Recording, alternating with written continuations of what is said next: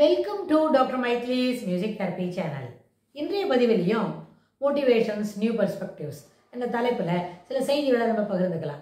சில பதிவுகளாகவே இதற்கு தொடர்புடையது தான் நம்ம பார்த்துக்கிட்டு வரோம். அதாவது க்ரோத் ஜோன் அப்படின்னு சொன்னால் அந்த வளர்ச்சி, ஒரு தனிமனிதனோட வளர்ச்சி அவனுடைய ஊக்கத்தின் அடிப்படையில் அமையும் என்பது நம்ம எல்லாருக்கும் தெரிஞ்ச விஷயம்தான். ஆனால் அது எந்தெந்த ஏரியாலெல்லாம் எப்படி இருக்கும், எந்த வயதில் எவ்வளோ ஊக்கம் எடுக்கும் அது அப்படி நம்ம பார்க்கலாம். அப்படின்னு சொன்னால் அது அந்த க்ரோத் ஜோன், வளர்ச்சி, முன்னேற்றம் என்பது ஒரு எலிமெண்ட்ரி ஸ்கூல் 10 வயசு இருக்கிற ஒரு குழந்தையிலேருந்து 10 வயசில் இருக்கிற பாய் இல்லை கேர்ள் இருந்தால் தொடர்ந்து அது அவங்களோட ஒரு 70-75 வயசு வரைக்கும் அந்த க்ரோத்ன்றது இருக்கும் தான். வளர்ச்சி எல்லா விதத்திலும் பார்க்க முடியும். ஆனால் அந்த வளர்ச்சி என்பது சில நேரத்தில் நம்ம பார்த்தோம், சில பதிவில் சொன்னோம், அது மானிட்டரியாக இருக்கும். அதாவது பணம் சம்பாதிக்கணும், மணி ஓரியன்ட். சில சமயம் ஹெல்த் ஓரியன்ட்.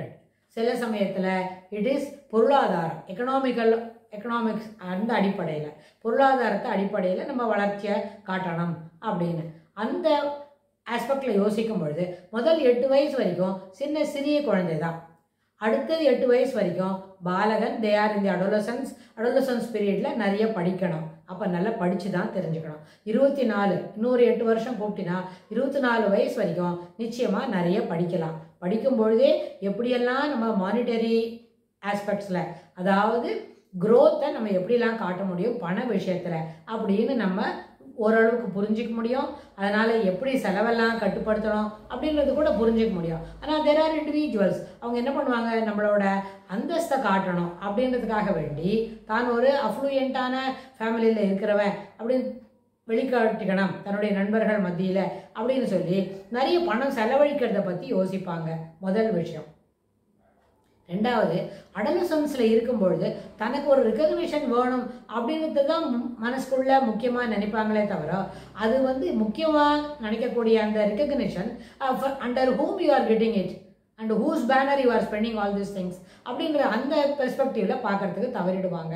அதனால் அப்பா கிட்ட பேக்கெட் பண்ணி வாங்கிப்பாங்க, அம்மா கிட்டேயும் வாங்கிப்பாங்க, 2 பேர்கிட்டையும் வாங்கி அவங்க என்ன பண்ணுவாங்க, அவங்களோட நண்பர்கள் மத்தியில் அவங்க அதை செலவழிக்கணும் அப்படின்னு நினைப்பாங்க. அப்போ தான் அவங்கள பற்றி அவங்க உயர்வாக நினைப்பாங்க.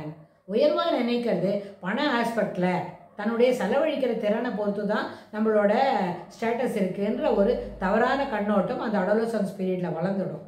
அதனால் பிள்ளைங்க என்ன பண்ணுவாங்க, தொடர்ந்து they want to spend more money, for that they want to earn much அப்படின்னு நினைப்பாங்க. ரெண்டுத்துக்கும் இன்டர்லிங்க் பண்ணி பார்ப்பாங்க.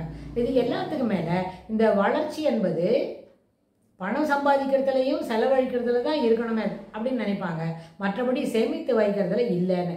சேமித்து வைக்கும்போது வச்சுக்கலாம், போகிறோம் அப்போ வைக்கும்போது பார்க்கலாம் அப்படின்னு அதில் ஒரு லெத்தார்ஜிக் மைண்ட் செட், சிலப்போ ஒரு ignorance that will prevail towards saving the மணி.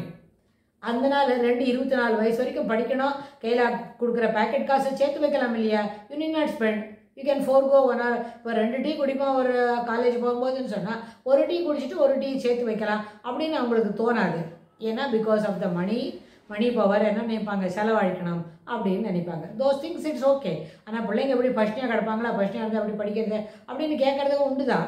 ஆனால் பஷ்னியாக இருக்கல, நம்ம டீ குடிச்சிட்டு ஹெல்த்தை கட்டுக்கிறத பட்னியாக கிடக்கலாம் அப்படின்னு சொல்லுவாங்க. ஆனால் இது மனத்தை பொறுத்தான விஷயம்.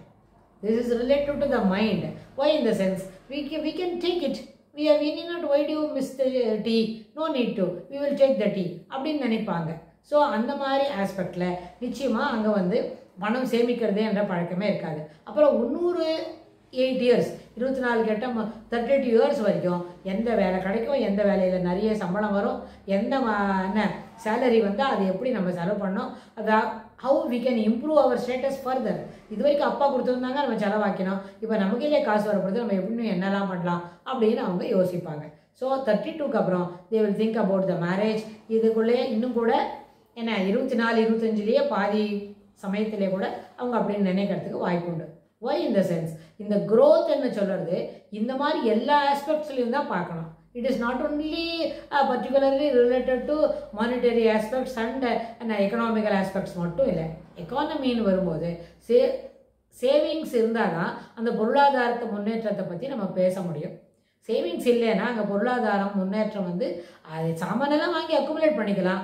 அதுக்கெல்லாம் அதுக்கு பின்னாடி வேறு பெரிய சிசிஎல் இருக்குது அப்படின்னு சொன்னால் which we'll have to think about while purchasing these things அப்படின்னு நம்ம பார்க்கணும். அப்போ அந்த growthன்னு வரும்போது நிச்சயமாக நல்லபடியாக படிக்கணும். படித்த பிறகு படித்த படிப்புக்கு தொடர்புடைய ஒரு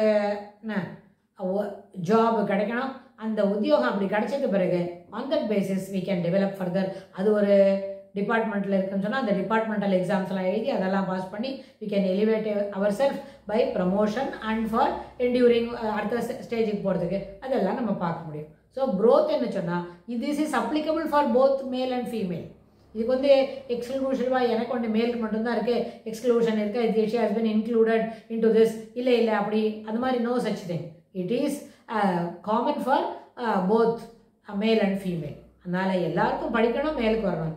ஸோ அதுக்கப்புறம் எல்லா க்ரோத்ன்னு வரும்போது அது whatever we are earning that has to be how much we can able to save அப்படின்னு இருக்கணும். அப்போ தான் சேவ் பண்ணுறது தான் நம்மளோட தன்னம்பிக்கையை வளர்க்கும்.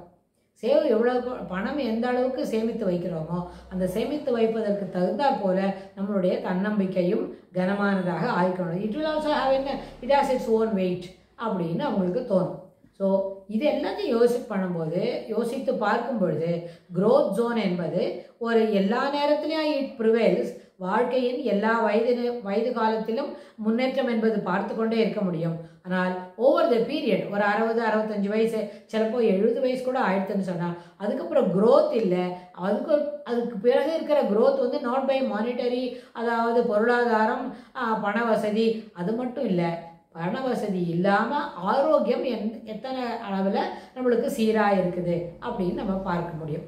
ஆரோக்கியம் சீராக இருந்தாலே 60 வயது தாண்டின பிறகு இது என்ன இருக்கும், ஒரு ஏற்றுக்கொள்ளக்கூடியது சிறப்பான ஆரோக்கிய நிலைமையில் இருக்கிறோம் என்கிற ஒரு தன்னம்பிக்கையை தட்வில் அது அவங்க என்ன பண்ணோம், அது இன்னும் ஒரு 4-5 வருஷத்துக்கு அமைதியாக இட்டு செல்லும். ஸோ அதனால் growth முன்னேற்றம் வளர்ச்சி என்பது திறமையாகவும் செம்மையாகவும் பண விஷயங்களில் இருப்பதும் மேலும் பொருளாதார விஷயத்தில் தன்னை சீர்படுத்திக் கொள்வதும் அதுவும் அதோட கூட ஆரோக்கிய அளவில், அதாவது மனநலம் உடல் நலம் ரெண்டுமே சிறப்பான அளவில் பேணி காக்க வேண்டியது அவசியம். இது இந்த க்ரோத் ஜோனில் ஒரு 60 வயசுக்கு அப்புறம் this has to be given importance அப்படின்னு சொல்லி நம்ம இந்த பதிவை நிறைவு செய்கிறோம். இதுக்கு தொடர்புடைய செய்திகளை வரப்போகிற பகுதிகளிலும் பார்க்கலாம். தேங்க்ஸ்.